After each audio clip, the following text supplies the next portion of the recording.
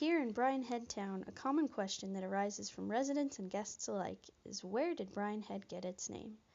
It seems like a simple enough question, one that should have an equally simple response, but history has a way of turning a simple inquiry into an adventure. Monument Peak or Monument Point? Which is it anyway? Well, it's clear at least that a century or more ago the earliest settlers of the area referred to the prominent rocky mass jutting out of the Markagant Plateau as Monument Peak. The aptly named landmark was used by various expeditions as a point of reference for surveying. However, some early residents of the Parowan Valley, like Boyd Whitney, insist that it was called by locals Monument Point.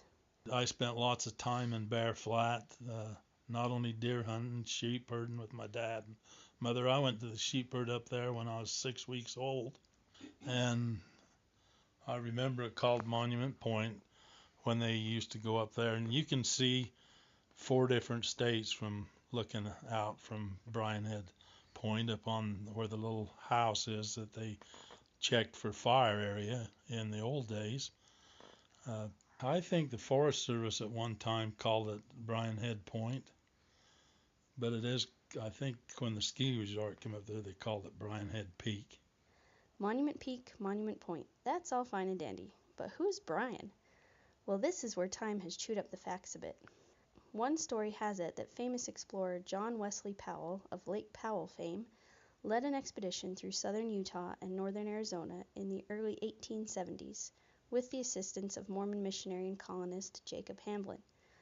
Old newspaper clippings refer to stories that Powell named the peak after an official in the Geographical Survey Office by the name of Bryan, with a Y.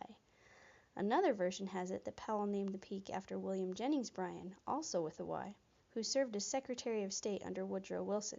While the two were contemporaries, considering that Bryan would have been a tender 12 years of age during Powell's southern Utah expedition, that story seems less likely. But that doesn't rule out William Jennings Bryan as the potential namesake of our peak. Another story has it that the residents of the town of Parowan gave the peak its new name because the treeless rocky face resembled the prominent bald forehead of William Jennings Bryan. This story seems more plausible than the Powell version, considering Bryan's popularity in Utah.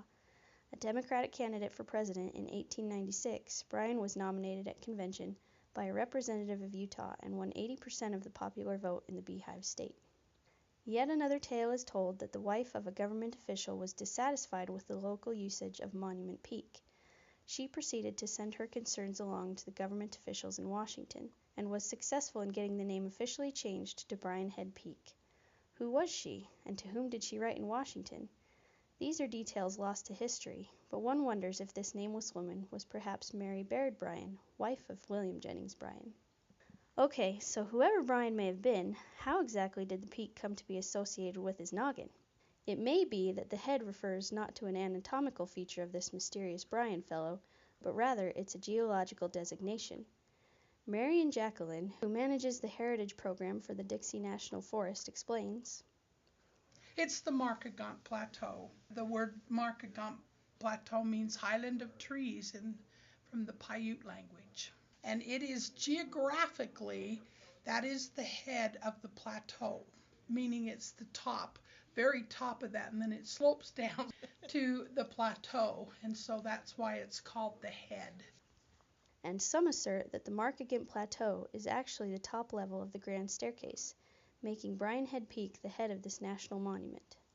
However, proponents of such a designation will have to take it up with the Utah Geographical Survey, which recognizes the Paunsaugunt Plateau as the pinnacle of the Grand Staircase. Perhaps we'll never know for sure the origins of the name Brian Head, but I think it's fitting that this little excursion into history was filled with fun and adventure, just like Brian Head itself.